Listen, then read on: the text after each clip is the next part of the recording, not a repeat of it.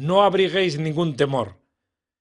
En nuestras filas no hallaréis militares que os encadenen a las disciplinas cuarteleras, ni curas que exploten vuestros sentimientos con fábulas de tipo comercial, ni capitalistas que mantengan queridas a costa de vuestro sudor, ni monarcas, ni aristócratas que ejerzan sobre vosotros el derecho de pernada. Solo hallaréis hermanos, y como a tales os acogeremos. Venid sin tardanza, sin vacilaciones, y entre todos crearemos una nueva sociedad en cuyo seno hallaremos el amor, la paz y la cordialidad que siempre nos fueron negadas.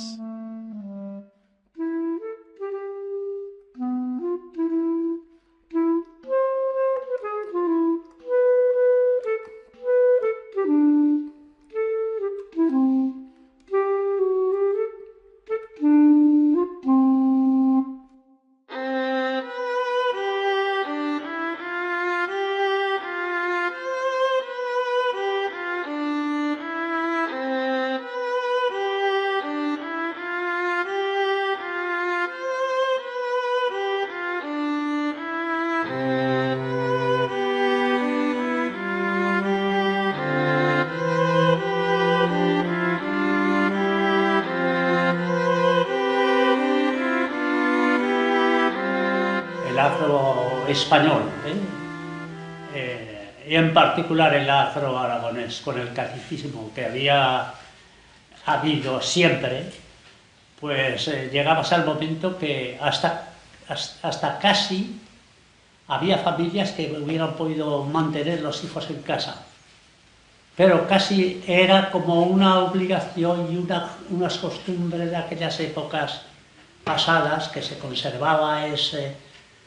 Entonces decían, oye, pues tú que tienes tantos hijos, ¿no me podías dejar uno que yo lo emplearía para cuidar cerdos o para cuidar corderos y cosas de estas? Entonces los padres, que se veían un poquitín apurados, porque la agricultura, aquí por ejemplo la agricultura aquí era bastante repartida la miseria. Las mujeres parían permanentemente. Entre abortos, pasaban toda su vida en gestación, como quien dice. La cultura de entonces. Entonces las familias tenían 6, 7, 8 y 9 hijos. En la casa donde había tantos hijos, pues miraban por todos los medios a ver dónde podían colocar uno de esos hijos a trabajar. E iban a la casa de este pudiente o del otro y los ofrecían de pinches, que se decía, para hacer mandados, para los mozos de las mulas les decían, ahora ves a hacer esto, ves a hacer al otro, se los llevaban al monte. Los rebaños de ganado no tenían perro y ellos hacían de perro, sacando las ovejas, corriendo todo el día detrás de las ovejas. Y luego estos niños sin protección de ninguna clase pues sufrían todas las vejaciones del mundo. De sol a sol, o sea, durante el verano 12 y hasta 15 horas de trabajo, viajes incluidos, por supuesto. Muchas veces los terrenos de los pobres eran los más lejos, que tuvieron que salir a las 5 y media, todos los días, ¿no? Volviendo a comer la sopa de la tarde, de la noche, a las 8. Este es un día tremendo, ¿no? Este es un día tremendo. Y tan pronto se hacía el febrero, salen unas hierbas que se llaman fenojos y latacines y chocainas y todo ese tinglado de hierbas que conocíamos. Y mi madre, la pobre mi madre, iba con un jarique por los campos y por los barguines, haciendo esa hierba, un salpao grande, un capazo, y los cocía. Y con aquello comíamos los 8 hermanos, con hierbas que recogíamos. Los tiempos, por ejemplo, que ibas a trabajar, iban los jornaleros a trabajar, cuando yo ganaba 25 duros al año, que me daban 25 duros al año, ¿qué puede decir más de miseria de esa? Más que esa miseria en aquella época, ¿eh? Y que, por ejemplo, aquellos jornaleros que iban a trabajar, que iban a trabajar por 2 pesetas, 2 pesetas y un plato de sopa a la mañana, a las 6 de la mañana, no a las 8 ni a las 9, a las 6 de la mañana, para estar dispuestos a trabajar cuando el sol se levantaba. Cuando el sol empezaba a apuntar, estaban los jornaleros a pie de obra. A punta sol teníamos que estar allí, que entonces se plantaba, se echaban los planzones al suelo por la huebra, descalcetes, que me chorraban los pies de sangre. En definitiva, el campo español se mantuvo en una dinámica parecida a la de 20 o 30 años antes de la llegada de la República.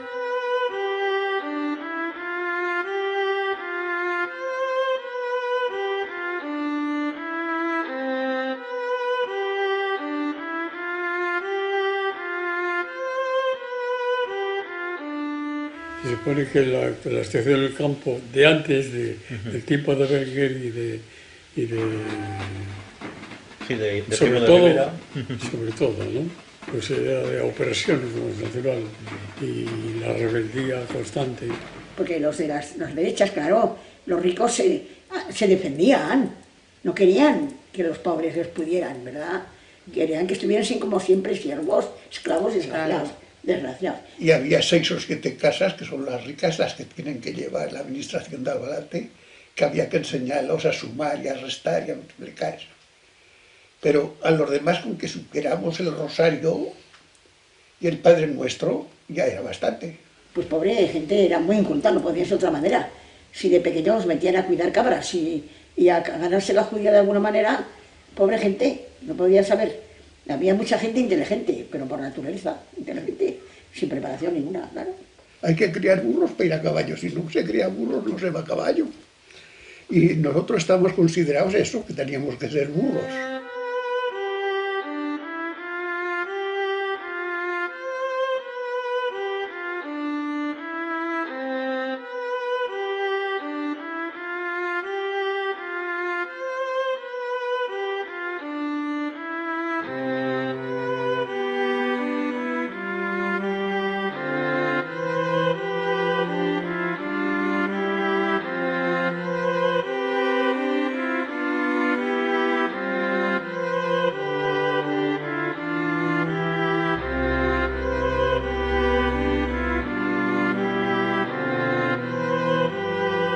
Un hombre tiene, que ha querido poderes explotando a la gente, tiene, por ejemplo, que ser el dueño absoluto de todo, de tierras, de todo, y ya está, guardar el deber, por ejemplo, de explotarte, disminuir a la gente como yo he estado disminuido de tal forma que no tenía derecho, porque apenas quería hablar de cualquier cosa, que a mí me venía un poco eso, ¿y por qué?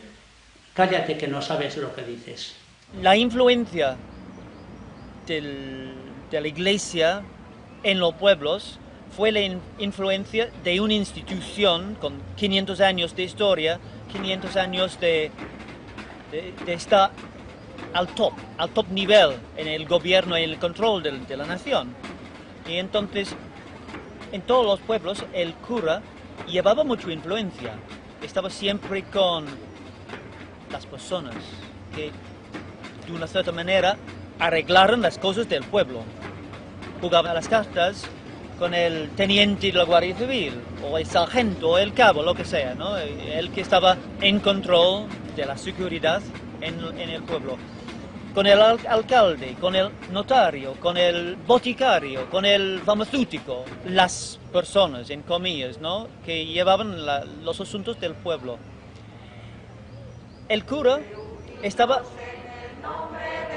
más bien en los asuntos espirituales, ¿no? Y es allí donde el progreso social tenía que hacer su semilla, ¿no?, desarrollarse.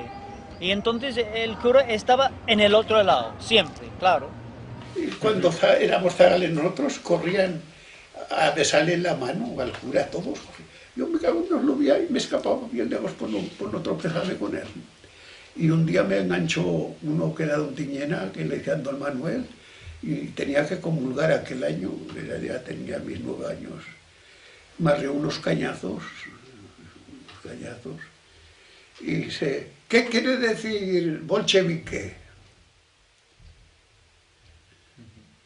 Y un amigo que también lo fue a acompañar, que murió en Francia y fue al entierro yo, dice, si no lo sabe decir este, lo sé decir yo.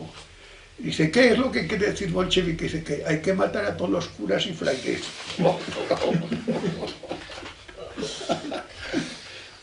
Nos puso aquel paro. Y de esa hecha no lo pude ver más. Nos harta cañazos el cara perro aquel.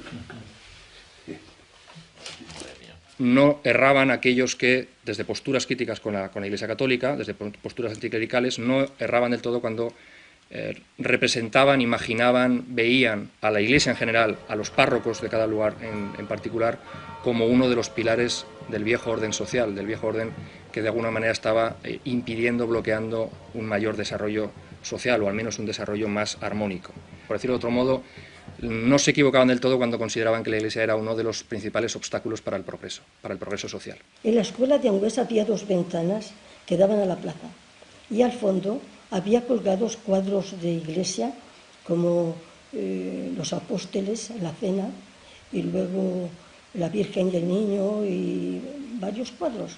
Y también había un cuadro que guardo en recuerdo, que era la tierra, y en el cielo estaban los ángeles, y abajo estaba el infierno con las personas que eran malas. Y cuando vino la República, vinieron unos hombres y cogieron esos cuadros de iglesia, cogieron los cuadros y los quemaron en la plaza. Cuando fui a casa, los lloros que tuve no me podía consolar. Para mí todos esos hombres iban al infierno. Es verdad, aquello me hizo daño. Y fue uno de mis hermanos que me consoló y me dijo, mira, ¿qué religión es la mejor? Hay los católicos, hay los musulmanes, hay los judíos, hay los protestantes. Todos se creen buenos, todos son generosos, todos aman a Dios. Pues si hay un Dios, ¿por qué tantas religiones? Mira, la mejor religión es que no hacer mal a nadie, así no te tendrás que confesar. Consulta tu conciencia, pero no llores porque quemar cuadros no significa nada. Son cuadros, es cartón, es la conciencia de cada cual. ¿Comprendes? Pues yo era una chiquilla, pues no lo he olvidado. Sentí la bofetada en un lado y luego sentí que me caía y otra bofetada por el otro lado para enderezarme.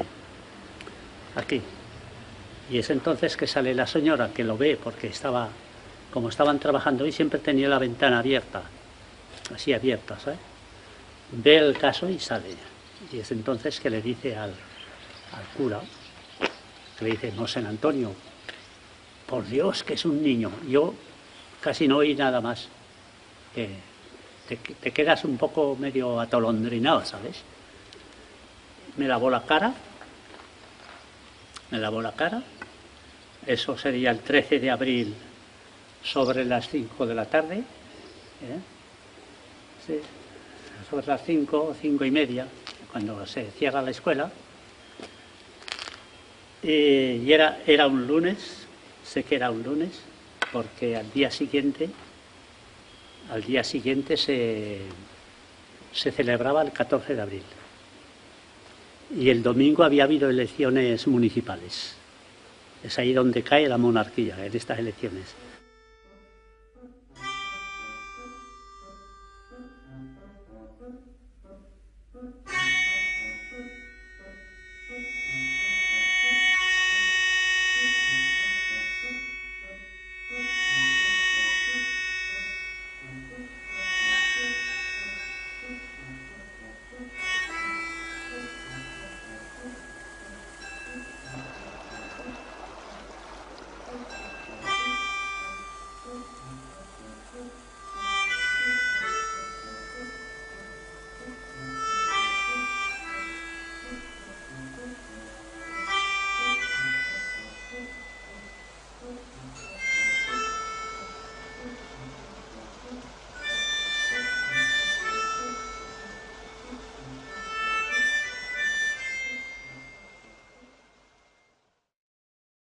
La única vez que he visto el pueblo de verdad echado a la calle.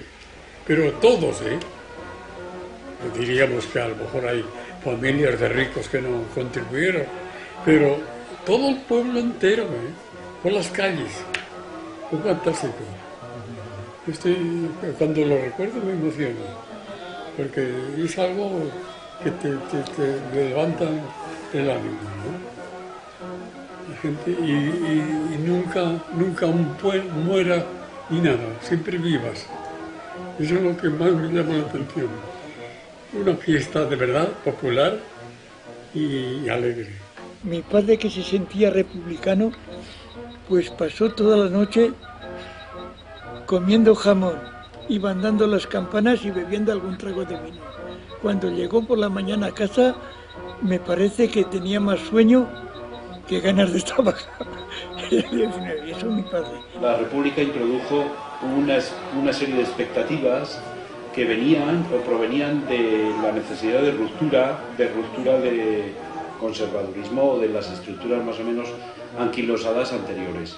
Hubo, por supuesto, mucha alegría, pero sobre todo en las ciudades, ¿no? Las capitales de provincia. En el campo las cosas cambiaron mucho más en 36. Yo cuando viene la República no tengo ningún cambio. Viene la República, me voy de criado en el año 1933, y ya llevábamos 2 años de República, Voy de criado y a mí no me ha cambiado la situación en absoluto. Pensemos que la República, desde ese punto de vista, tuvo muy mala suerte. Llegó en uno de los peores momentos en los que podía haber llegado. En el año 31, cuando empiezan a plasmarse, cuando empiezan a extenderse a España, cuando empiezan a llegar a España las circunstancias, los efectos de la gran crisis económica que se origina en 1929 en Estados Unidos, y pensamos también que está llegando a principios de los años 30, cuando hay un declive, un descrédito progresivo de los sistemas políticos democráticos en toda Europa y un ascenso de fórmulas autoritarias, autocráticas, pues, cuyo principal exponente va a ser la llegada de Hitler al poder en 1933. Desde ese punto de vista, para afrontar una serie de reformas, todo régimen, en este caso la República, necesitaba una serie de recursos económicos que la crisis le imposibilita, y también un cierto grado de compromiso con esas reformas y de consenso con el régimen naciente, para el que tampoco el caldo de cultivo de los años 30, de principios de los años 30, era el mejor. Toda la reforma agraria que han prometido en los primeros 2 años no se han hecho muy bien. Lo que pasa entonces, la mayoría de la gente participó en la CNT, o por lo menos simpatizaron. Porque no sabía la dificultad, que había el paro y que muchos se tenían que ir afuera, y las tierras no es que estaban demasiado trabajadas, pero los obreros, los patronos no daban trabajo y no había trabajo para los hijos del pueblo. Fabián Bispe, los Arnales, muchos se iban hacia Barcelona, y dijo: pero si cada pueblo tiene lo suficiente para dar de comer a sus hijos, habría que unirse y pedir las 8 horas para que repartición del trabajo. Y como sueldo, no ir más a comer a casa de los patronos, y una paga de 1 peseta a la hora, 8 pesetas por día. Formaron el sindicato y presentaron en la alcaldía una reivindicación social de manera pacífica para hablar con los patronos, pero los patronos no aceptaron esa proposición. Era imposible, las 8 horas, era imposible dar 8 pesetas por día. Y entonces el sindicato, eso lo recuerdo, declaró la huelga general.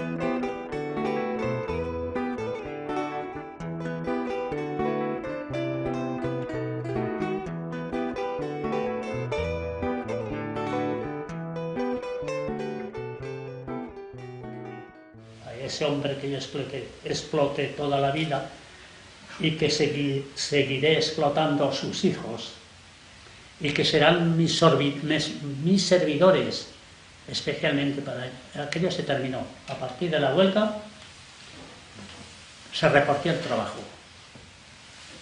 Tenían que ir estos señores a buscar los jornaleros cada noche, iban al ayuntamiento, que es donde se reunía la junta paritaria, y decían, bueno, yo tendría falta, por ejemplo, 3 jornaleros, a turno.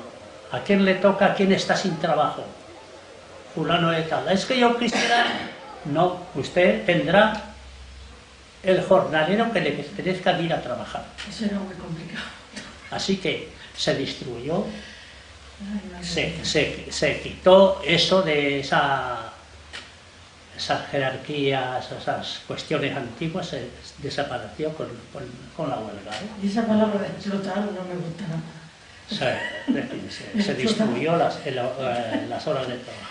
Era un sistema igualitario y era aplicar el control obrero.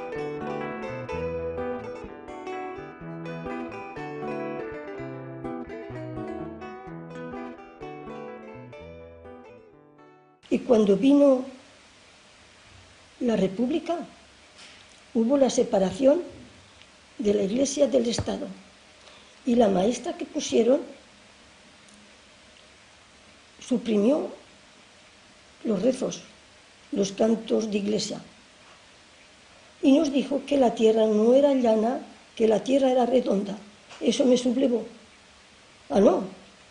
La maestra doña Isabel nos había dicho que la tierra era llana y que de abajo estaba el infierno. No, la tierra es redonda. Y entonces después hubo un globo donde nos enseñaron los 5 continentes, etc. Y todo eso, ¿por qué nos mintieron? ¿La tierra redonda o es llana? ¿Por qué el horizonte? Todo siendo chiquilla, me marcó entre la educación de antes y la educación después. Renovar la pedagogía, porque la pedagogía era una de las grandes aficiones que hubo en la CNT. Educar. ¿Y educar cómo? Educar pues libremente, sembrando libertad. Sí es verdad que la República hizo mucho énfasis en algunos derechos sociales, por ejemplo el de la enseñanza, el de intentar llegar a una alfabetización lo más general posible. Y con la construcción de muchas nuevas escuelas, pues se necesitaban muchos jóvenes para llenar los puestos, y entonces se ve una nueva generación de profesores con mucha ilusión, y como he dicho, libertario, socialista, pero ilusión para cambiar las cosas, simplemente, ¿no? El segundo año de estar en Barcelona ya se montó la escuela esa. Era una escuela muy sencilla, porque era para hijos de gente de la CNT normalmente, ya, gente obrera. Y la local era sencillito, nada de particular. Pero en fin, había tres clases, una de mayores, otra de medianos, y luego los parvulinos, que estaban fuera en el patio como en el garaje, con la puerta de cristales y eso. Bueno, y ahí empecé yo a enseñar también a los críos pequeños. ¿Tú estabas con los pequeños? Yo estaba con los pequeños, sí. En Sants, Barcelona, esta escuela tenía por objeto principal educar, no enseñar, educar. Por lo tanto, quiere decirse que la enseñanza ha de estar motivada por las necesidades tanto materiales como espirituales del individuo, ¿no? Y todo se hacía así muy a lo vivo y muy a lo natural, muy a la vida, como es la vida, ¿no? Exacto. Eso sí, y la escuela marchaba muy bien, y mucho orden, los chicos estaban muy contentos y hacían ellos sus cosas, sus ratos de la imprenta, ellos los colocaban todo, eso les gustaba también mucho, hacer cosas. Y luego cuando salía la revista mensual, pues con sus escritos, con sus reacciones, y cuando a mí les gustaba mucho, se sentían satisfechos de lo que hacían. Claro. queríamos aprender todos. Y el querer aprender es bueno. El querer aprender es muy bueno. El no querer aprender es malo.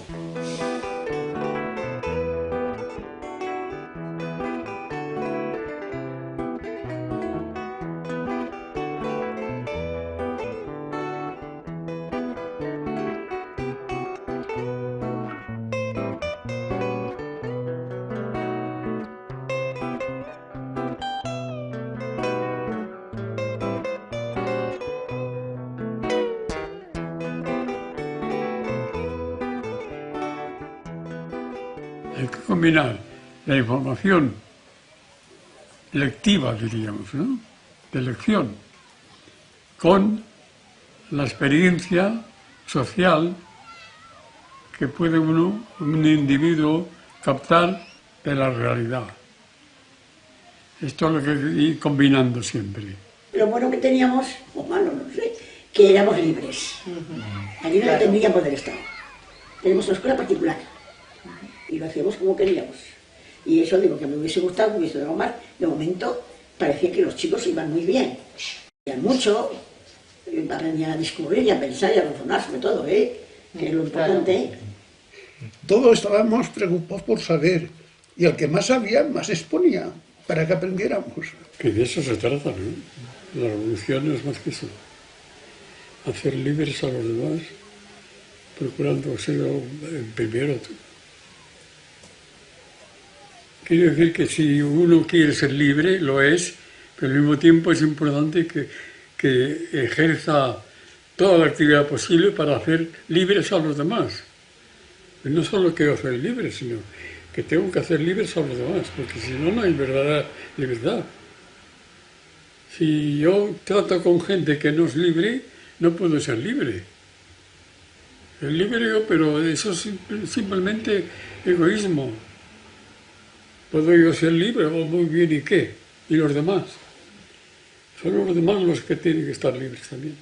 La República hubiese aguantado, la escuela hubiese subido y había unos maestros magníficos, la gente hubiese sabido mucho mejor de lo que subió. Ya lo creo, va a comparar. Una pena, fue una pena eso. Mira, yo tengo mucha pena de que ahogaran a la República de esa manera, porque tenía eso bueno, que es lo principal. Caramba.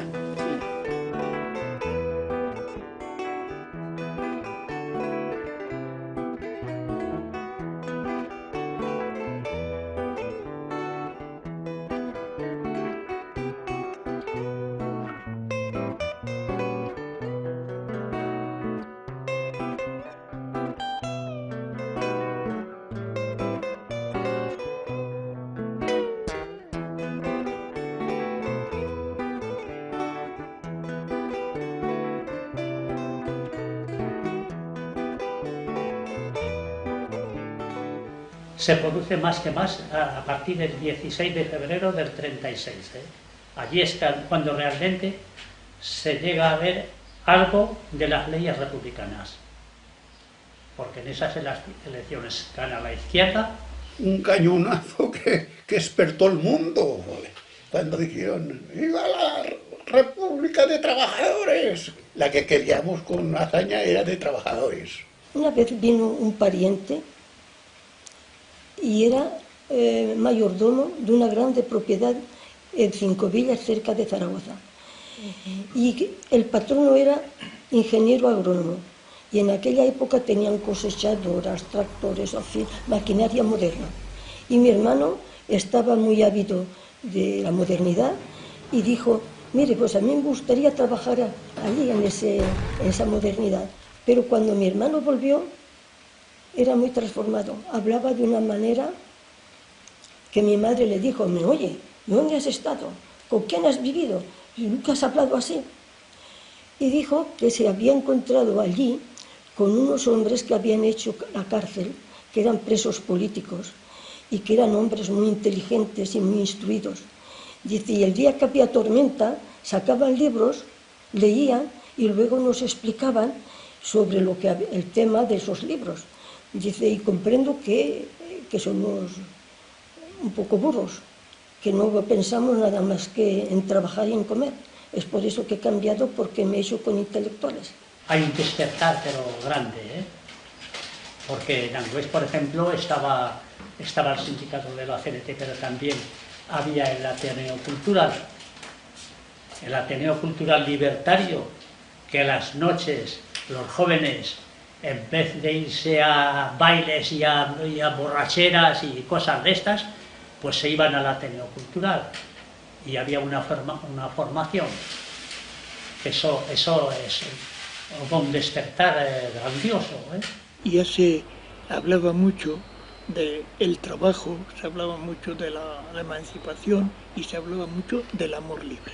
El amor libre, tal como se explicaba allí en la novela, y la gente cuando hablábamos con ellos, era cada individuo, hombre y mujer, podía desear casarse o no casarse con quien le gustaba o no le gustaba. Quiero decir, el amor libre estaba encaminado sobre todo por ese camino. Había pocas uniones de amor libre, pero se hablaba mucho ya entonces, muchísimo. Se hablaba sobre todo un problema dentro, que era una divisa de la CNT y de la FAI, la huelga de los vientres. Estábamos todos en contra de la procreación. Nosotros éramos 7 u 8 hermanos y no queríamos ser tantos. Con 1 o 2 había bastante. ¿Y cómo? Como no, entonces no había condones, no había de esas pastillas ni todo ese tinglado. Pues bueno, amaneció un reloj que estaba fabricado por los japoneses en la revista. Y decía, tenía la aguja que estaba cuando estaba en periodo la mujer, y 4 números más aquí eran eran fértil, y 7 para aquí eran dudosas, y esta para aquí eran estériles. Y todo ese tinglao lo pusieron en práctica y evitaron a que hubiera tantos hijos. Todos queríamos tener 1 o 2, pero nada más. No 8 ni 7, como antes tenían. Pero todo eso porque lo habíamos estudiado y lo habíamos mandado a buscar en esas revistas. Lo cual que esa revista de estudios de Valencia, el que la llevara también lo ahorcaron, aquel pobre hombre. Los fascistas lo ahorcaron.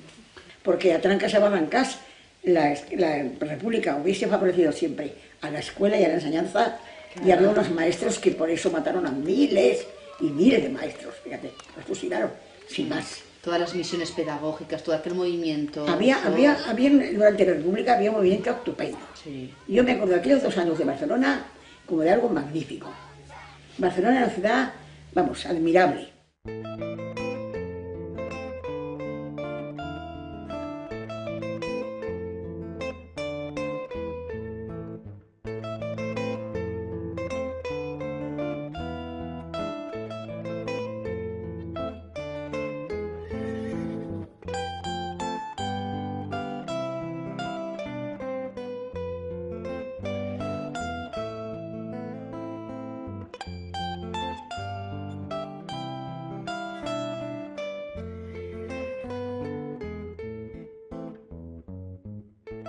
La propaganda que hicieron el fascismo, los pasquines que tiraron por las calles adelante, dijeron, si no triunfamos en las urnas, en la calle nos veremos. Por eso que el 18 se tiran a la calle y que el 19 es nuestra parte que se tira a la calle para parar ese golpe.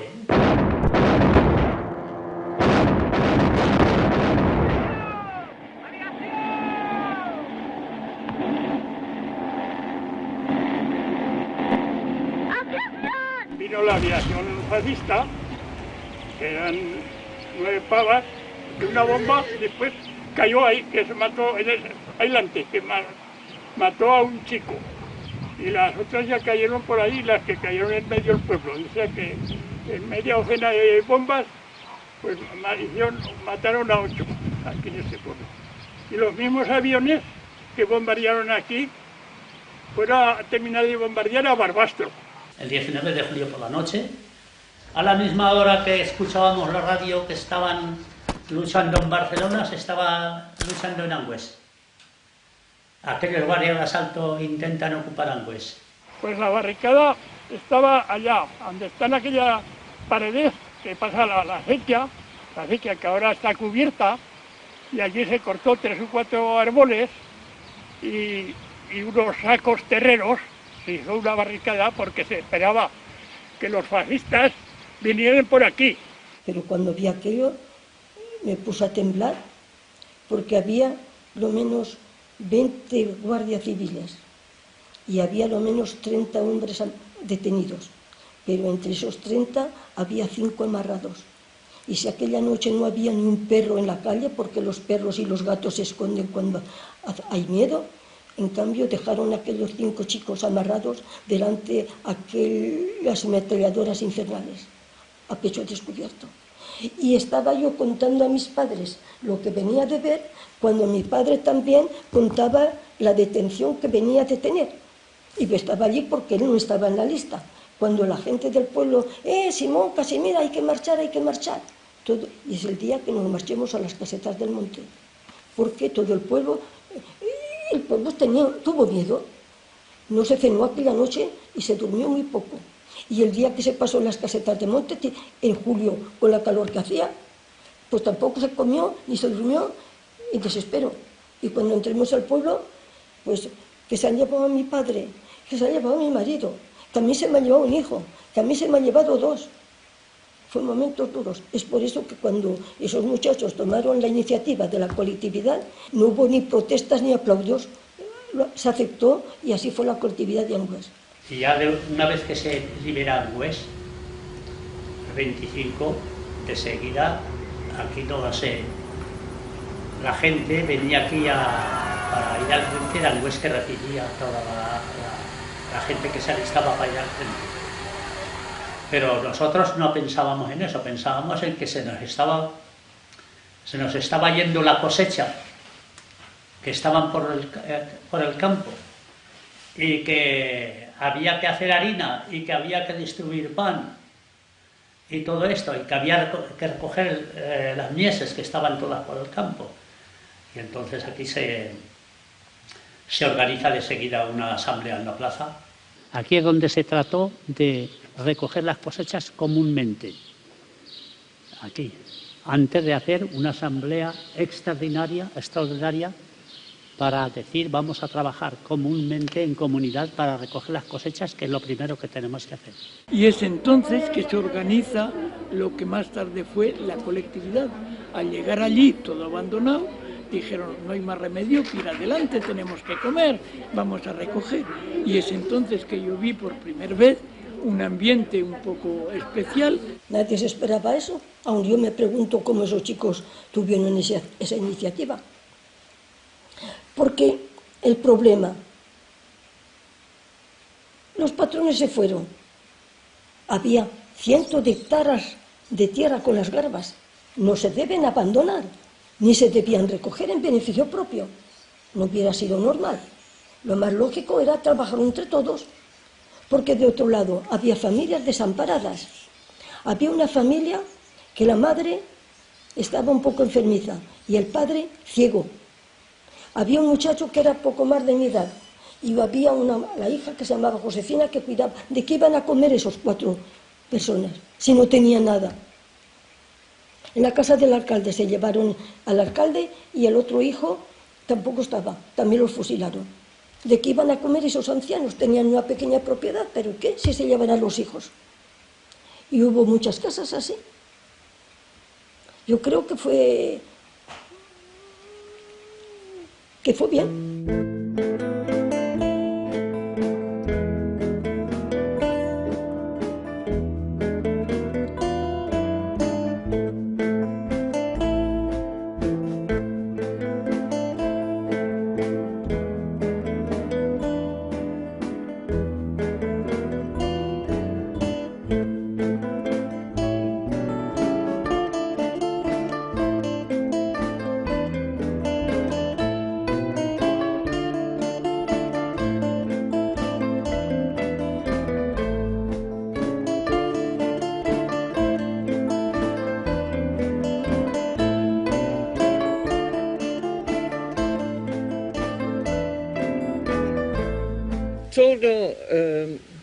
una familia tenía la misma cantidad de cosas. Y luego, claro, había más para mandar al frente. Este pueblo, como era de tendencia comunista, pues se formó a estilo en la Unión Soviética, porque en la Unión Soviética cobraban la colectividad de que decían que no, eso con arreglo a las necesidades de la casa. Y aquí se quiso, como era, claro, de tendencia comunista, pues se quiso hacer lo mismo por las necesidades que había en la casa, cabeza de familia, 5 pesetas, y pues todos los habitantes a las 50. Se puede pensar que fue todo un movimiento espontáneo que surgió por la necesidad que hubo de dar salida en los pueblos al tema de abastos, de recolección de cosechas y de subsistir. En un momento de colapso de los centros de poder, las 3 capitales de provincia habían quedado de manos de los sublevados. Y hubo algo de eso, pero hubo más que eso. Quizá podríamos definir el proceso colectivista, al menos en sus orígenes, como algo llevado a cabo fundamentalmente. Luego hay excepciones locales, Angüés es una de ellas, por ejemplo, pero como un proceso llevado a cabo, por un lado, los que vienen desde fuera y por otro lado, los de dentro. Por eso se puede decir que no es un fenómeno meramente espontáneo, porque no surge solo de poblaciones locales, aunque en algunas localidades como Angüés, fundamentalmente sí, pero incluso ahí hace falta entender o ubicarnos en el contexto preciso de aquellas primeras semanas del conflicto, que entonces todavía no es una guerra, todavía no podemos hablar propiamente de una guerra civil, pero en el preciso contexto de aquellas semanas en las que hay una desarticulación de los instrumentos del Estado. Se sabe que, aunque no hayan llegado todavía, las milicias procedentes de Cataluña y del Levante están avanzando y ya han tomado parte del Aragón Oriental, y es en esa situación de más o menos vacío, mayor o menor vacío de poder, percepción clara de que hay una desarticulación de los principales mecanismos del Estado, es en ese contexto en el que se hace posible pues llevar a la práctica el experimento colectivista. A partir de ese momento se hizo la abolición del dinero, que es la base principal, Aquí no circula más el dinero. Se organizó de forma que no fuera el dinero que nos organiza, sino que fuéramos nosotros los que organizamos la vida. Así que ni pobres ni ricos, allí se acabó todo. En la colectividad no existía el dinero, todavía por lo menos, pues teníamos bien que vivir del comercio. El comercio nos hacía un comercio el trabajar para ganar dinero. Se hacía un comercio lo que era equitable para poder vivir bien. Sin moneda se puede vivir muy bien, porque se ha comprobado. Y lo hemos comprobado, hemos vivido 13 meses y hemos vivido 13.000 años sin moneda, al intercambio. Porque el que sabe inventar un avión necesita comer patatas también. Y el que sabe criar patatas tiene tanto valor como el que sabe hacer un avión. Queda abolido el dinero internamente, porque sí, externamente se sigue funcionando con él. Sí. Queda abolida con los vales. El dinero, el trabajo asalariado, y por ende queda abolida la propiedad privada. O sea, tienes el usufructo, sí que tienes derecho, como familia, como ente familiar, tienes derecho a usufructar tu propiedad, pero la propiedad privada, el dueño de la harinera ya no fue el dueño de la harinera o la viuda, no. Fue la colectividad. El dueño de las fincas de los caciques no fue... No estaba. En ese modo sí que es una transformación muy radical y completa. Yo anarquista no soy, porque es una utopía imposible, irrealizable hoy por hoy, tal como estamos la gente, sin gobierno, sin autoridades, pues si con cárceles y con policías estamos siempre llenos de barbaridades, pues ¿qué pasaría si no? No, yo no estoy de acuerdo. Ahora, lo que sí que se podría probar, si la gente no fuese tan egoísta, sería de las colectividades, eso es muy bonito. Todo de todos, ¿no es más bonito? Sí. Que no que sea todo de media docena, no es más nada. Pues todo de todo, señor. Eso es muy justo y muy humano y muy majo. Pero que había ser honrado, todo el mundo. Pero había una solidaridad, es increíble, porque todo el mundo sabía que, mira, somos diferentes, pero queremos el mismo. Entonces, la gente juntos empezaron también a tener más intercambios con otros pueblos y con Barcelona, que hasta Barcelona. Y hay mucha fruta aquí, pero de fruta solo no se puede vivir. O no querían vivir.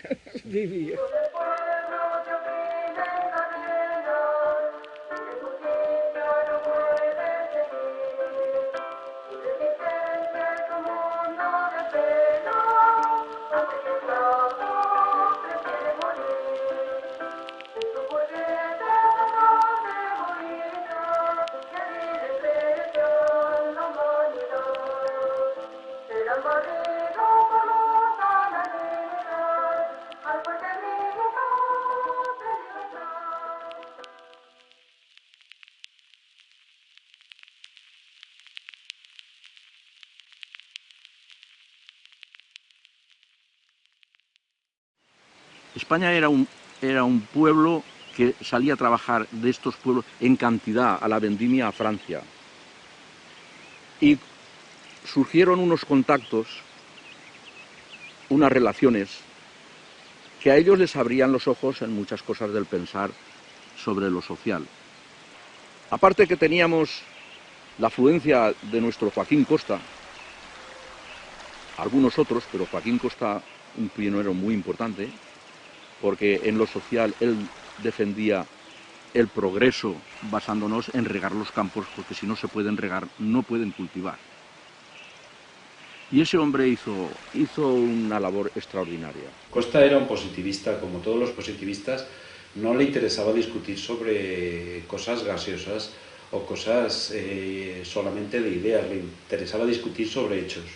Intentó recoger el máximo número de datos sobre existencia de prácticas colectivas, de instituciones que se regían por criterios colectivos, de gestión comunal o colectiva de los intereses de los pueblos, etc. Y todo eso fue recogido en esos libros que leyeron y releyeron. Eso pocas veces lo hemos dicho los historiadores, pero lo leyeron y lo releyeron no los campesinos que no sabían leer, sino los maestros de escuela, que efectivamente sí consiguieron, a través de las escuelicas de los pueblos, consiguieron ir trasladando muchos de estos mensajes hacia las poblaciones de zagales de los pueblos aragoneses. Los jóvenes sí tal vez habían discutido, ¿no?, en grupos, probablemente algunos libretos, ¿no?, librillos de Reclus, de Proudhon, de Kropotkin,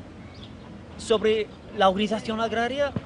Sí, tal vez, no lo sé. No tengo datos específicos, nadie me ha dicho esta fue la cosa. Claro, lo que se entendió hoy en día es que Federico Urales, Isaac Puente, sus panfletos sobre organización agraria en el campo, sobre todo con el Congreso en Zaragoza y el dictamen sobre el comunismo libertario.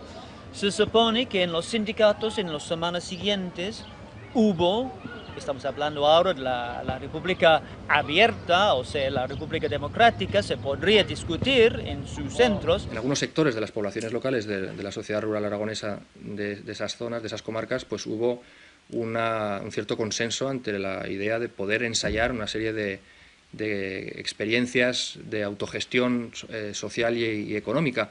Al fin y al cabo, había que hacer algo con la producción agraria. Esto es un proceso que surge de las confluencias desde abajo de las poblaciones. Y a veces confluencias, y esta es otra prueba de que la violencia o la coacción es completamente imposible, a veces surgidas de entendimientos entre grupos de UGT y grupos de CNT. ¿Con qué se come eso? Colectividades conjuntas, hay decenas. Podríamos citar muchos casos: Grañén, Albalate de Arzobispo, Caspe, cantidad. Los llanos más o menos están llenos, todo el área de los llanos de Huesca están llenos de colectividades conjuntas. Grañén, todo el área comarcal de Grañén, tenían colectividades orientadas y que descansaban en grupos de CNT y de UGT. La UGT se dividió durante la guerra, y hay una parte, la parte entre comillas revolucionaria, que llevaba por Lago Caballero en un principio, que vio con buenos ojos, ¿no?, el movimiento colectivista.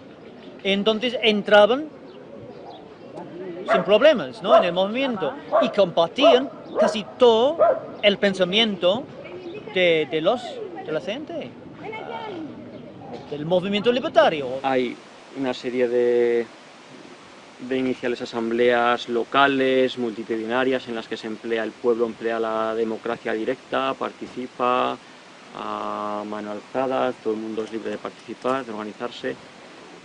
Participan los líderes locales de los organismos sindicales, pero a su vez participan aquellos que habían podido escapar del cerco fascista, pues en la capital orcense, y así nos encontramos en las primeras fechas a gente como Ponzán, como Evaristo Viñuales, como Arnalda, organizando pues la colectividad de Angüés, que es la más próxima al frente de Huesca, una colectividad en la que llegaron a organizarse hasta 70 pueblos en su comarcal. Donde no solamente dieron entrada a los sectores colectivizados, sino incluso a los sectores individualistas, a los sectores que permanecieron al margen de las colectividades. Entre otras cosas porque pensaban que en un momento o en otro se incorporarían. Pues había quien decía que quería ser individualista y que podían vivir así. Se les dejó marchar y fueron renumerados por el tiempo que habían trabajado. No se les marchó con las manos en el bolsillo, se les dio herramientas de trabajo, pero se les impuso trabajar vuestras tierras, pero no empleéis a nadie, aquí no será nadie explotado. Si dejáis las tierras yermas, la colectividad será con ellas. Yo estuve 30 años sin venir a Angüés, y encontré un amigo que me dijo eso, que era de derechas, tenía hasta un tío cura, pero que trabajaron todo el tiempo en la colectividad hasta el último día, como yo. Y me dijo: creo que el individualismo en un pueblo como Angüés, esto ojalá lo hubiera podido escribir en la época, el individualismo como se había producido en Angüés, si hubiera continuado la colectividad de Angüés unos años más, estábamos obligados de volver a pedir perdón a la colectividad y volver a trabajar con la colectividad. Porque si no, en estas condiciones moríamos de hambre. Aún no habíamos hecho nada, nos habíamos muerto de hambre todos. Y todos juntos supimos hacer una obra que ahí está, no lo borrará ni el fascismo ni nadie. No lo podrá borrar. Es todo lo contrario del que se pensaba antes, por ejemplo, ¿no? El que más gane, que se aproveche. Entonces, viva el capitalismo, ¿no? El capitalismo es eso, es el negocio, es ganar lo más posible. Mientras que la colectividad, ¿no? Vivir en paz, con armonía, pero rendimiento, con rendimiento colectivo. Por eso digo que una colectividad no hay que ser egoísta, ni la ambición de la propiedad. Más pronto tener sentimientos generosos para repartir la riqueza, no decir todo es mío al pensar al otro. Eso es lo que se pasó en Angüés. Yo tengo buen recuerdo de la colectividad.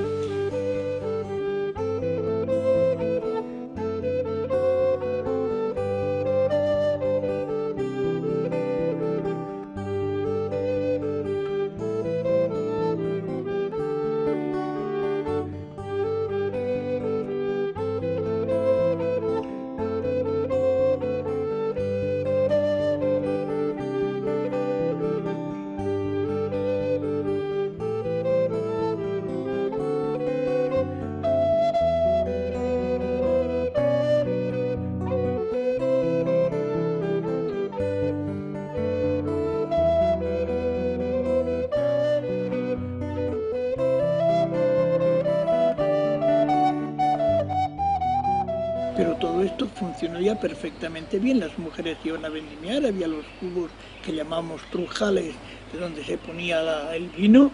El vino era colectivo, cada uno, pero se repartía a una cierta cantidad.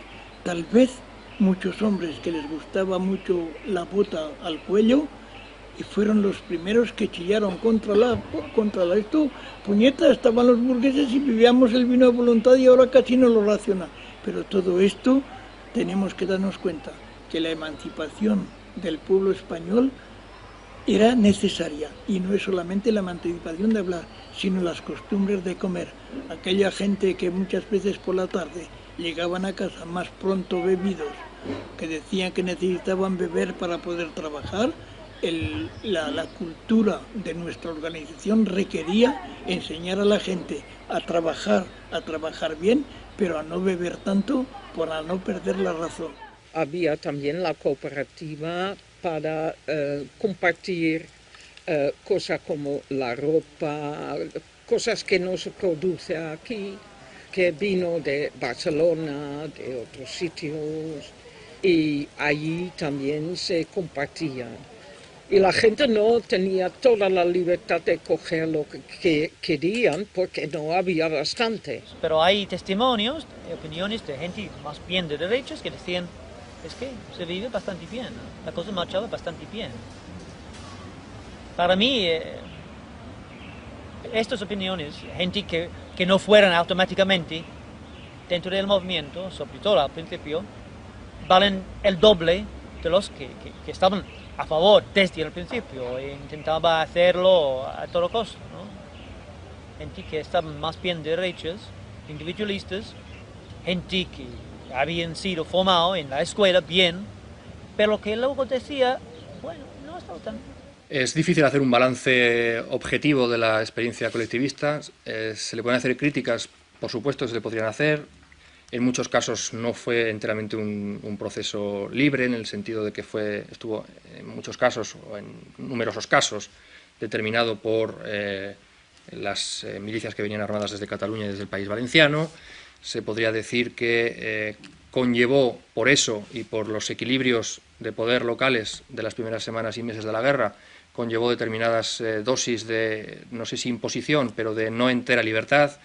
Hay muchos testimonios de personas que después dijeron o escribieron, o todavía cuentan hoy, aquellos que todavía están vivos, que estuvieron en la colectividad un poco por miedo, porque muchos entraban al principio, pero claro, no todos son críticas. El balance, no creo que fuéramos justos con la realidad si hiciéramos un balance meramente negativo. No se dio tiempo a aquella experiencia colectivista, que es una experiencia casi inédita en la historia contemporánea, no solo española, sino europea. No se le dio tiempo suficiente para prosperar, para estabilizarse. Apenas un año no es tiempo suficiente, desde luego, para valorar cuáles habrían sido sus frutos. Por ejemplo, una de las críticas es el desahogo de algunas colectividades y la penuria o la precariedad de otras, que en cierta medida corrigieron o fueron corrigiendo a medida que fueron creando estructuras comarcales sólidas y consolidadas y solventes. Y en cierta medida fueron creando los almacenes comarcales que permitieron ir compensando las distintas adversidades económicas de unos y de otros, de algunas colectividades en favor de otras. Si Argüés tenía más trigo, pues les daba trigo por almendras. Si en otros tenían más fruta y tenían menos vino, se les enviaba vino por tener frutas. Y todo esto era un comercio de intercambio, dándole un valor, más pronto el valor de necesidad que el valor del capital. Casi siempre se centraron en la creación, por un lado, de excedentes para intercambio o de especializaciones agrícolas que no existían. No existían en muchas zonas de Aragón especializaciones agrícolas y que nacieron entonces. ¿Cómo se produjeron? A base de racionalizaciones del paisaje agrario. Es decir, la utilización de los terrenos mejores para cada especie y de las zonas mejor preparadas para la intensificación de los cultivos, sobre todo en regadío, también en secano, y crear excedentes con los cuales permitir intercambios y dotaciones más o menos desahogadas con las otras colectividades. También es la introducción por primera vez de la idea de combinación entre agricultura, ganadería y primera industria. Este es también un logro de las colectividades.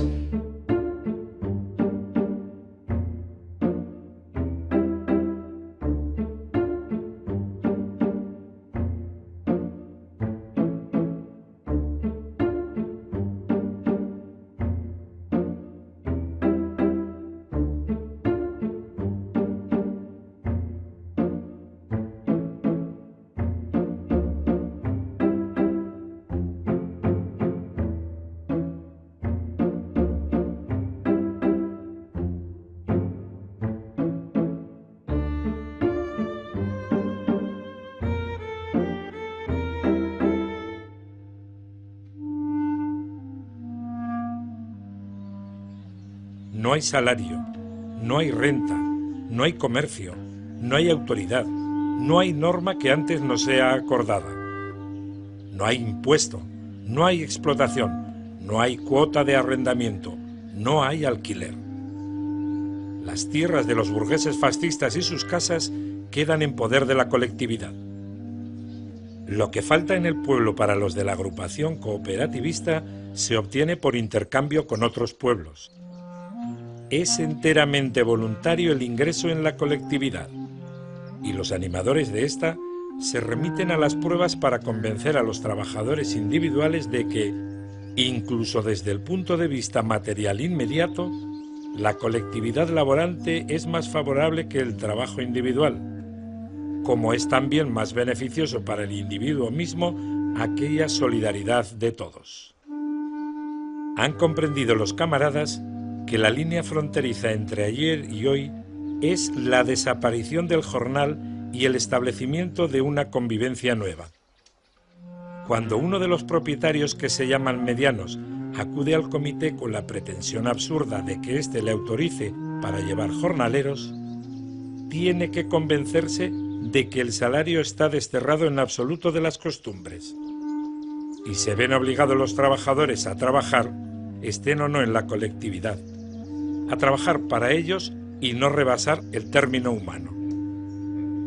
En esta colectividad que ha dado una cincuentena de bravos para el frente y asiste a este con sanos productos de la tierra, todo es espontáneo y progresivo. Nadie fuerza a nadie. Todos ayudan al vecino y se ven ayudados por este. En un rincón se ve el tractor, símbolo de la nueva producción, en espera de ser utilizado con provecho. Está en primer plano una biblioteca. Las escuelas que nosotros deseamos libres y racionalistas, sin injerencias ni intromisiones, constituyen tal vez la primera de las preocupaciones de estos bravos labradores que aspiran modestamente a recibir lecciones teóricas sin saber que las están dando en el terreno incuestionable de los hechos.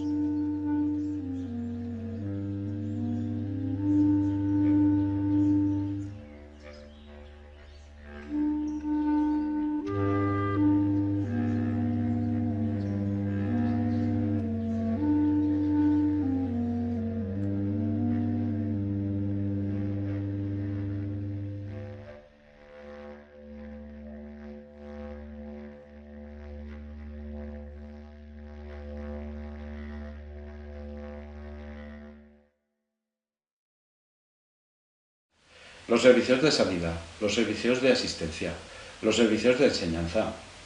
3 servicios básicos de lo que luego, andando los años, sería el estado del bienestar. 3 escalones básicos del estado del bienestar que comenzaron a ser introducidos por primera vez en Aragón de una forma masiva al servicio de las poblaciones por las colectividades. Claro, es evidente de que los campesinos veían alguna ventaja, e incluso los pequeños propietarios que entraron en las colectividades y pusieron a su disposición las propiedades individuales, veían alguna ventaja y alguna contrapartida. ¿Y cuáles? Pues estas, las de tener un médico que le dispensaba, que le atendía, la de tener farmacia gratis, medicinas gratis, operaciones en centros quirúrgicos pagados por la colectividad, le permitía tener una escuelica y una serie de atenciones más o menos culturales. No permitir a las personas mayores de una determinada edad o chicos jóvenes, niños, niñas de menos también de una determinada edad que trabajaran, algo que era habitual en el campo en aquella época y lo siguió siendo durante la dictadura, es decir, que niños desde muy jóvenes abandonaran los estudios para que fueran al campo o que las personas mayores siguieran haciéndolo. Entonces hubo proyectos en algunas localidades, en algunas colectividades en el sentido de atajar esas cuestiones. Otras como la coordinación en materia del abastecimiento, es decir, que aquellas familias, obviamente dentro de una colectividad, aquellas familias con menos recursos tuvieran a su alcance medios para poder subsistir igual que cualquier otro miembro de la colectividad.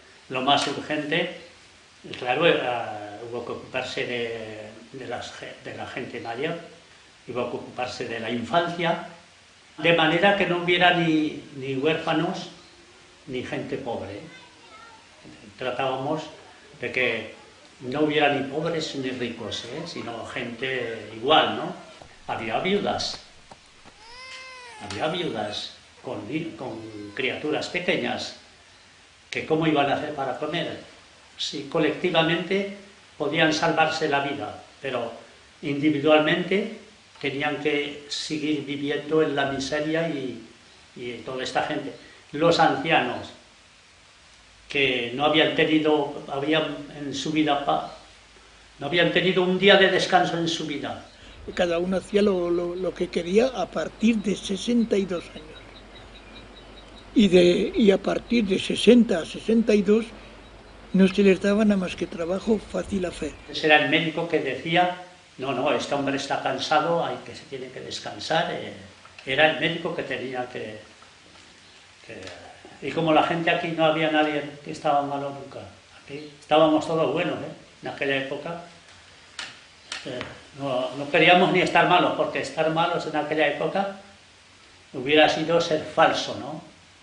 Representaba, incluso había gente que tenían un mal de muelas o lo que fuera, pequeñico, que hubieran podido quedarse en casa porque el médico hubiera dicho, quédate en casa hasta que te sepas el mal de muelas. Pero no, él daba vergüenza de quedarse en casa porque si no era una falta que cometía, algo que cometía contra el trabajo colectivo, contra la necesidad del momento de guerra. Todo funciona así en estos pueblos, Era la primera vez en toda la vida que podemos estar juntos con los hombres, podemos tocarnos, podemos bañarnos, podemos trabajar juntos. Entonces, no, las mujeres en reuniones no tenían tanto la palabra, pero estaban presentes y querían decir sus cosas, tenían su propio trabajo, pero un movimiento aparte no había, no necesitaba, porque la emancipación entonces fue que vamos a ir juntos, porque antes no podíamos. El ejemplo más importante de solidaridad es el que demostraron las colectividades al acoger las poblaciones de refugiados. Las poblaciones que venían de frentes o de poblaciones que los fascistas habían tomado, que los ejércitos de Franco habían tomado, y que o bien que en un momento determinado se consideraban inseguras y se iban hacia retaguardia y eran acogidas por colectividades de estas áreas comarcales que daban trabajo, vivienda y educación. Los tres pilares básicos en los cuales las colectividades eran fuertes y permitían más o menos un servicio de acogida. En realidad este modelo de acogida de refugiados yo pienso que es el primer gran modelo de acogida de refugiados del siglo XX. Es la primera gran experiencia masiva de recogida de refugiados. No rechazaron, al contrario, aceptaron la responsabilidad y les proporcionaron elementos de subsistencia iguales. No hay derechos para unos y derechos para otros, hay derechos para todos y los derechos son iguales. Ahora, eso sí, las limitaciones también son iguales para todos. La divisa de la colectividad es cada uno lo que necesita y cada uno que haga lo que puede. Era la modernidad. La modernidad en los pueblos. De repente tenían atención sanitaria que nunca la habían tenido. O de repente tenían un maestro y una escuela. O tenían una pequeña biblioteca de la cual echar mano. O tenían una sala que reconvertían para usos periódicamente de cine y periódicamente de asambleas. Se barrió la iglesia, se limpió y se hizo una cinta de cine dentro de la iglesia, a la cual yo asistí y os diré qué cinta era. Era una cinta de estos dos artistas americanos, Lore y Hardy. Y yo me reí, me hizo pena, que a pesar me recuerdo todavía de la cinta que se hizo en esta iglesia.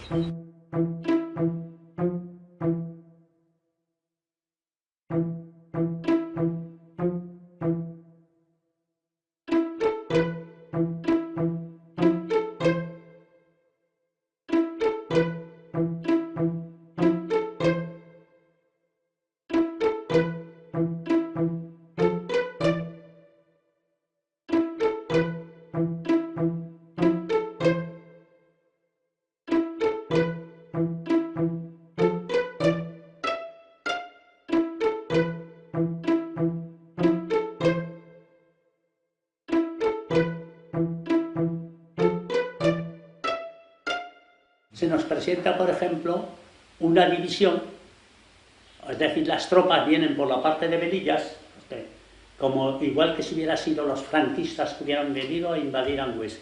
En el mismo caso, llegan a Angüés y es entonces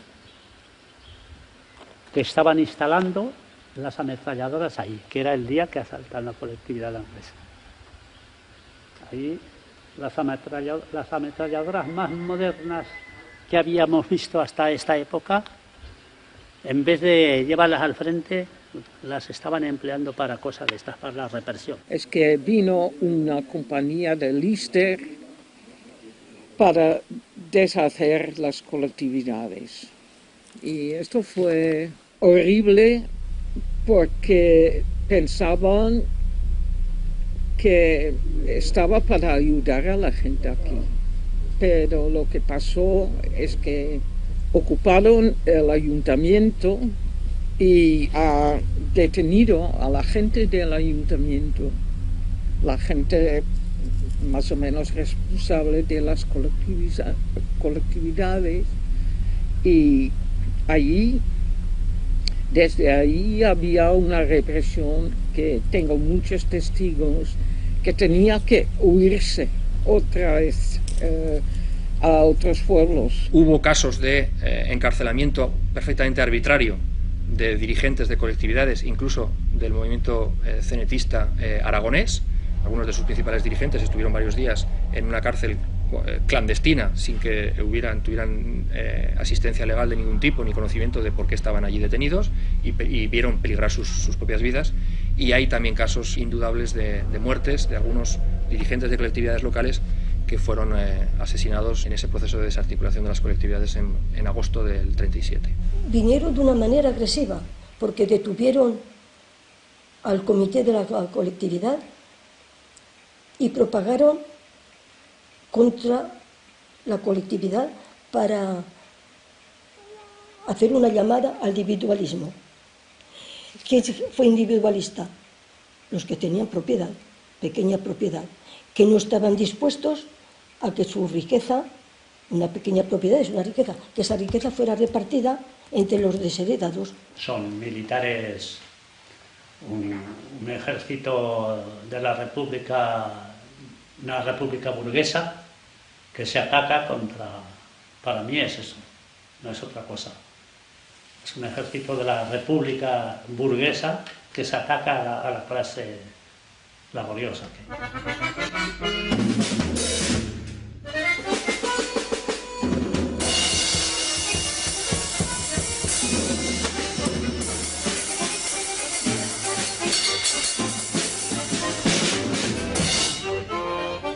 Pues pocas semanas después, algunas de esas colectividades vuelven a surgir, ya sin un Consejo de Aragón que las patrocina, que las protege, ya sin una federación de colectividades que cuente con tantos recursos como hasta agosto del año 37, pero aún así, en unas circunstancias pues mucho más adversas, sobrevivieron, con menos afiliados, con menos miembros, pero algunas de esas colectividades sobrevivieron y se mantuvieron hasta marzo del 38, cuando llegaron las tropas franquistas, rompieron el frente aragonés, y eso es una realidad que aunque sea menos importante en términos cuantitativos de lo que había sido hasta agosto del 37, pues es una realidad que no podemos menospreciar si queremos valorar en su justa medida aquel fenómeno de las colectividades en la zona republicana aragonesa. Y ese fue, en cierta medida, la prueba del 9, de que el colectivismo respondía a una necesidad sociológica dentro de las poblaciones, que había calado, que ofrecía alternativas y salida a un cierto número de intereses locales de las poblaciones. La reconstrucción del movimiento colectivista que seguía, que el movimiento fue reconstruido, pero claro, no tenía la misma anchura, la misma profundidad, el mismo número de afiliados, ¿no? Este espíritu, digamos, egoísta, digamos, individualista, capitalista, lo que sea, en algunos había vuelto a la superficie y dominaba sus pensamientos. Ahora vosotros no tenéis, no tengo miedo de vosotros, entonces ahora voy por mi camino, voy a reconstruir mi parcela, añadir tal vez otro. Pero el destrozar las colectividades, detuvieron a los responsables de la colectividad, pero los que no eran responsables, por lo que no tenían cargos en el momento, continuaron sin cargos en la colectividad adelante. ¿Y esto qué le dice? De los que se marcharon individualmente, había individuales. Sí, porque de pronto el miedo y los hechos, todo el mundo entró en la colectividad, pero después nos dieron cuenta en la colectividad que había gente que no estaba de acuerdo y se decidió que el que no estuviera de acuerdo podía apartarse, pero que no tenía derecho de emplear ningún trabajador. Podía trabajar las tierras de él, pero que no tenía que explotar a nadie. En realidad, este proyecto conspirativo fue puesto a disposición de Azaña, el presidente de la República, y lo sabemos por los diarios de Azaña que comentan efectivamente estos pasos, digamos, de reestructuración en Aragón, y fue dejado en manos sobre todo del ministro de Marina y del Ejército, Indalecio Prieto, que a su vez transmitió órdenes a las jefaturas militares del Frente de Aragón y que movilizó una división entera, la división Lister, la división 11, para intentar hacerse con el control de los centros políticos gubernativos de Aragón, por si acaso había resistencia. Lister, aquella experiencia... Lister se dedicó a acabar con las colectividades. Dice que es comunista. El comunista habría de apoyarlo, ¿no? Porque si somos comunidad, pues no. Bueno.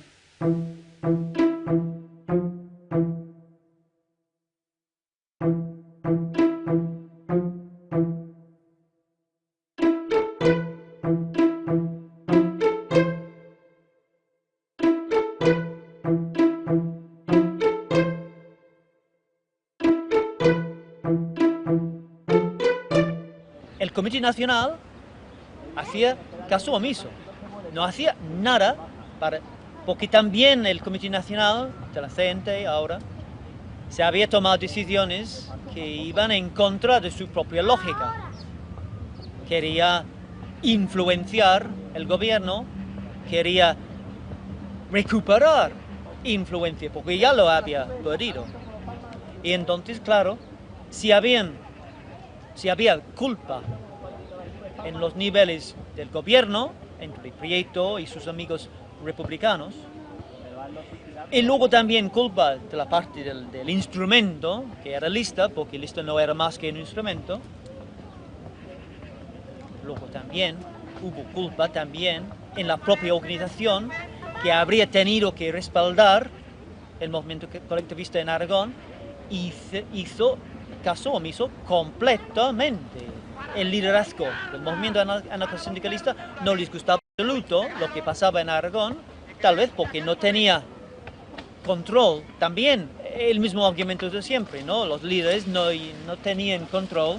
Una cuestión muy clara, y es que los detractores de las colectividades, que sostienen en parte que fueron impuestas por las columnas y tal y cual, no pueden explicar cómo después de la disolución del Consejo de Aragón, la detención de todo el Comité Regional de la CNT de Aragón y la disolución de las colectividades y de los comités revolucionarios o municipales que había en esos momentos, cómo estas colectividades se vuelven a regenerar sin un sector que no estaba a gusto dentro de ellas, que son los individualistas, y vuelven a funcionar y a producir y a trabajar en común y en colectivo hasta marzo del 38.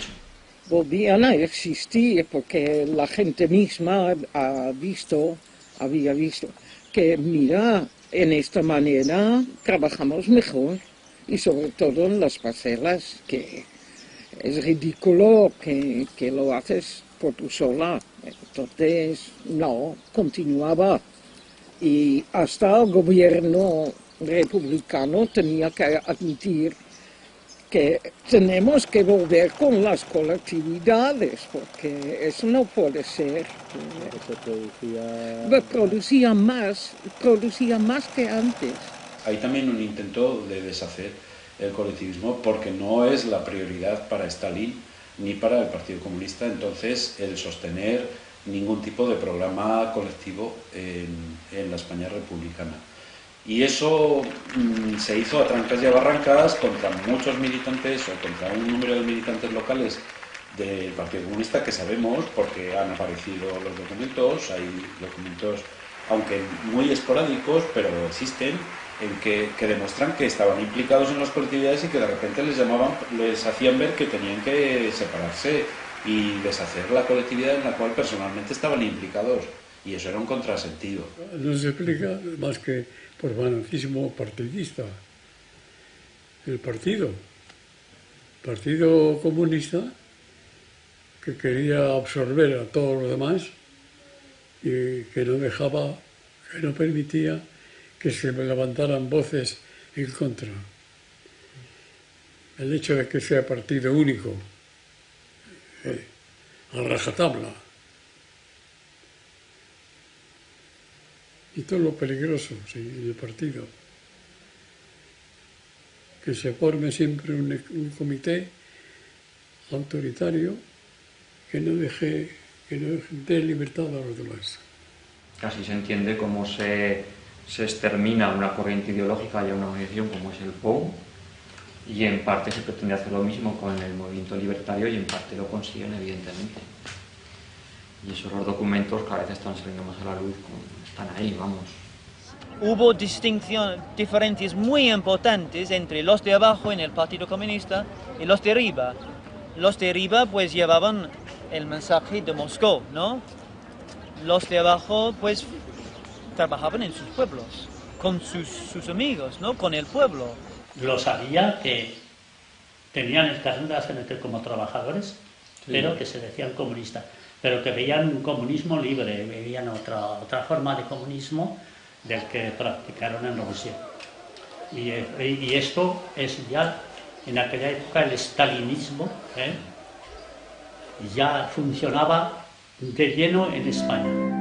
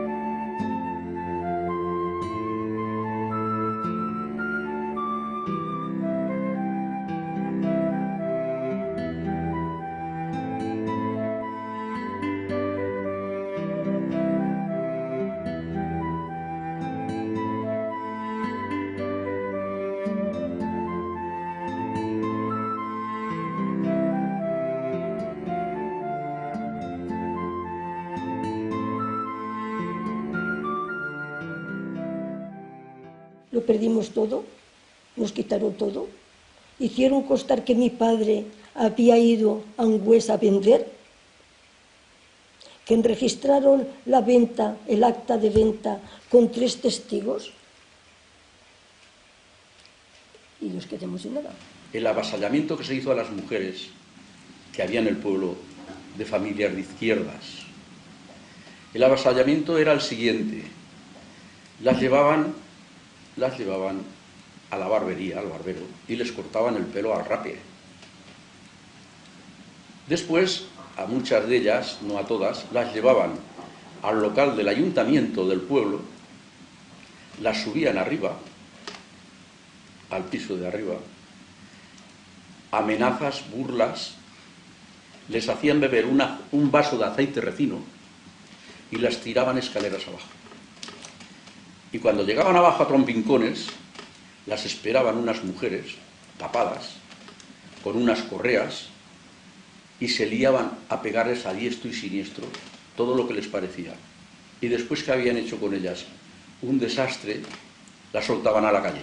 Cuando vinieron los fascistas lo invadieron todo, entonces ha sido el crimen más horrendo que ha ocurrido en el mundo. Esto mataron los hombres que encontraron por las calles, o por las calles los iban a buscar donde estaban, y mataron arrastrándolos con mulas por las calles y a pedradas y a peñazos. Porque como los jóvenes no se encontraron, que se habían ido a Francia, todo el mundo, mataban a los viejos pobres. A pobres viejos que no sabían leer ni escribir, ni habían dicho nunca nada, ni se entendían de nada. Los mataron así porque... Pido la palabra. Fulano de tal pide la palabra. Este fulano de tal, cuando entró Franco, que había participado en la colectividad, iba a la cárcel. O lo iban a multar o lo iban a fusilar. Y no se respeta la vida, ¿qué coño más? La vida es lo único que vale. Pues hay que respetarla. No se puede hablar de un ideal cuando te eres capaz de matar.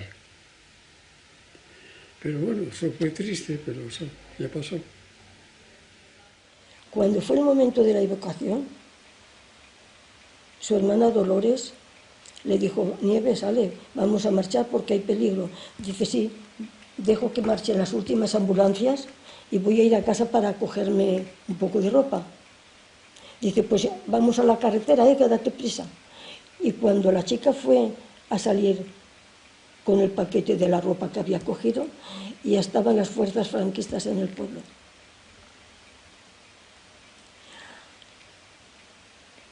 Ella estaba en casa de sus padres, cuando un domingo, así nos lo contaron, pasó alguien y ella estaba escobando delante de la puerta. Dice: ¿no vas a misa? Dice: estoy limpiando un poco. Y después fue la Guardia Civil para detenerla. El padre le dijo: pero si la chica no ha hecho nada. ¿Pero por qué si la chica no ha hecho nada? No ha hecho ningún mal. Dice: usted grita demasiado. Y se llevaron a la hija y al padre. Y al padre lo fusilaron delante de ella. Y ella fue fusilada, detenida y fusilada. Y parece ser que cuando la iban a fusilar, dijo: mis amigos anarquistas me ven ganar. Hubo también la madre de Severiano. Esa mujer debía tener 60 o 70 años. Pero esa, como comprendió que las iban a fusilar, como fusilaron también a la señora María Sanz, esa mujer dijo: pues a mí no me fusilarán, porque me moriré, y se negó de comer. Las otras fueron fusiladas. Nos enteramos: hoy han fusilado en la cárcel de Huesca 6, hoy en la de Madrid 8, hoy todos los entendíamos. Fíjate, qué horror. Y misión cumplida, decían los falangistas en el periódico, misión cumplida, la Virgen. Fíjate qué misión, matar gente por deporte. Me tienen narices para eso. Pues sí.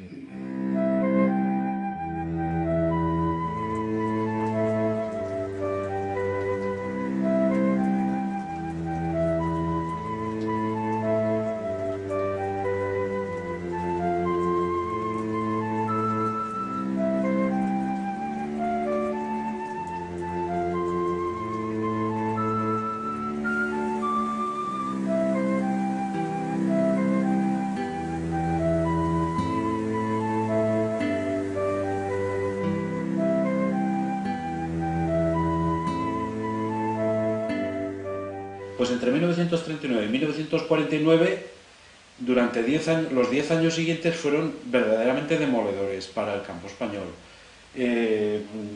Podemos, no lo tengo aquí a mano, pero podemos echar un vistazo a un catálogo de una reciente, hace 2 años, que hizo la exposición en el Ministerio de Agricultura, y es verdaderamente demoledor ver las imágenes que aparecieron en el campo español en los años 40. Y ver, digamos, los precedentes a lo que los sociólogos llaman la gran transformación de la huida masiva del campo, de los españoles, de huida masiva del campo a las ciudades a mediados de los años 50, porque ya no había nada, y además era tal el nivel de supervivencia que huyeron masivamente. El campo, en ciertas zonas, no digamos en toda España, pero en ciertas zonas de la España republicana pasó de la modernidad del siglo XX otra vez a la Edad Media, a la época en la que solo había el cura, en fin, el cacique, el secretario del ayuntamiento, otra vez a los años 40. una situación terrible, terrible. Es decir, la vuelta de las mujeres a ponerse el pañuelo, a coser allí en Corrico, a comentar las cosas así bajo, a sottovoce, por debajo en el lavadero público, las mujeres a comentar las cosas. En fin, una situación regresiva, y eso los historiadores tenemos que, en fin, que decirlo. La situación del campo español pasó en 10 años, pasó de la modernidad a la Edad Media.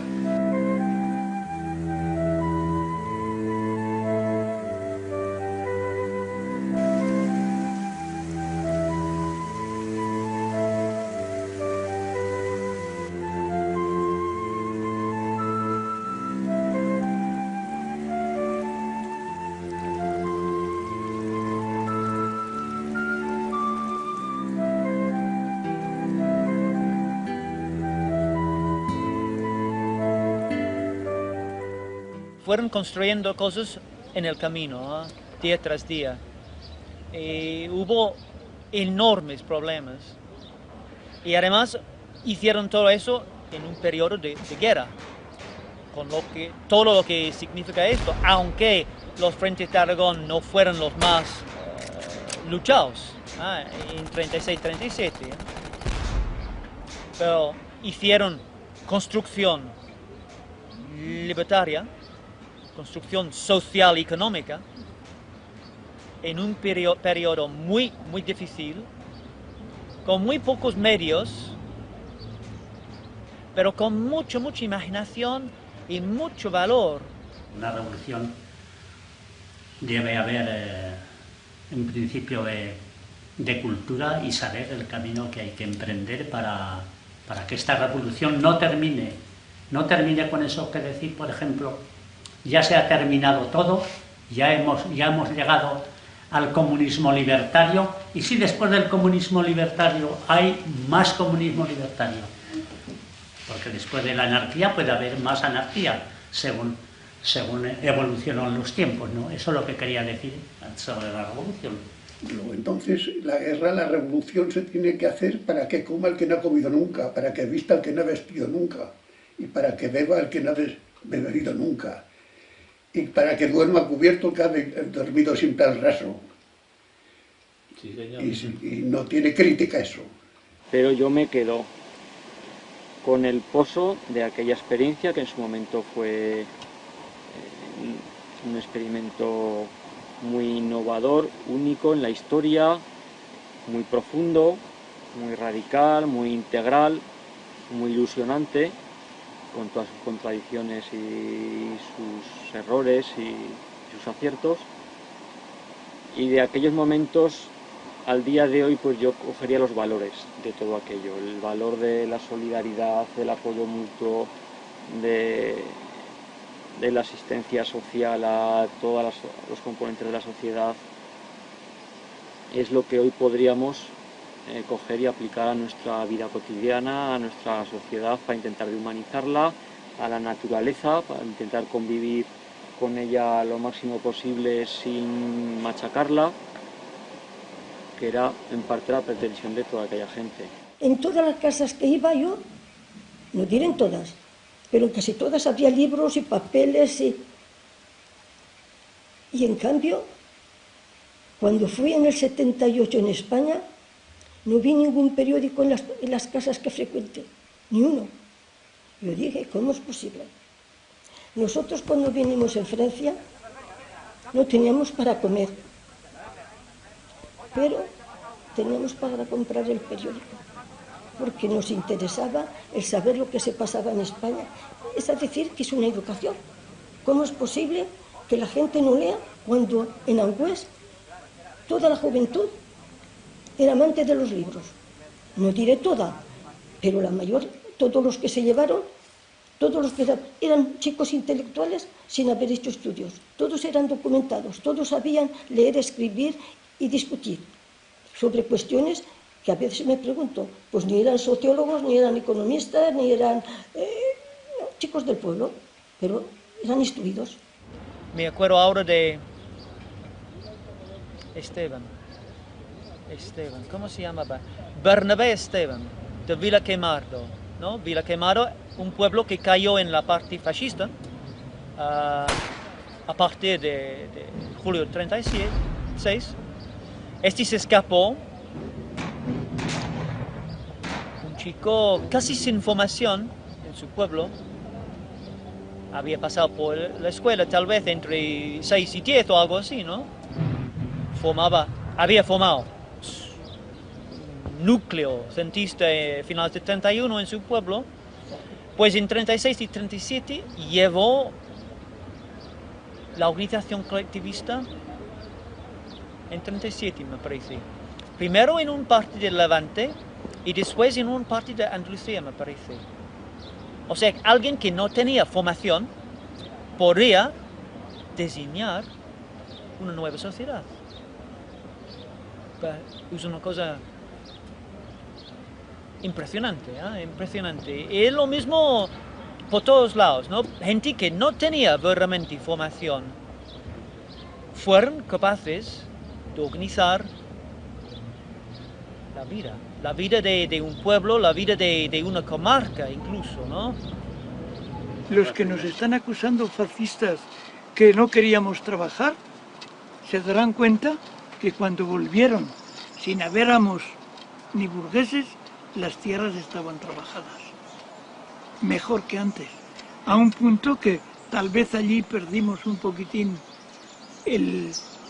como diríamos, la lógica, que se trabajaba tanto que se arrancaba tierra que no había producido antes para agrandecer el campo y para producir más. Sí, y cuando hemos vuelto 40 años después, en el pueblo, los que fueron nuestros enemigos, que habían pertenecido todos a la falange, nos decían: suerte de lo que nos dejasteis. Y después dicen: si se marcharon las mochillas cargadas de oro en el Pirineo, y cuando subían nos llevaban las mochilas, se les caían los lingotes de oro por ahí. Lingotes de oro por ahí con las alpargatas rotas en la nieve. No teníamos lingotes de oro ni para comprarnos alpargatas cuando fuimos allá. Martín, como yo mismo, fuimos los dos juntos delante un equipo inglés a una zapatería en Isudán. Ah, sí.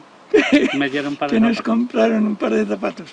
Tú viniste a España con aquellos zapatos, Sí, sí. y yo también. Y volvía en la retirada del 39 con los zapatos ingleses. Porque no Quiero me decir que pude todas comprar. las hemos vivido, y tanto Martín como yo, desde hemos visto estas cosas, pues me parece que habemos contado lo que hemos visto, lo que hemos hecho, y lo que podíamos haber hecho, que nos fuimos capaces de ir más allá.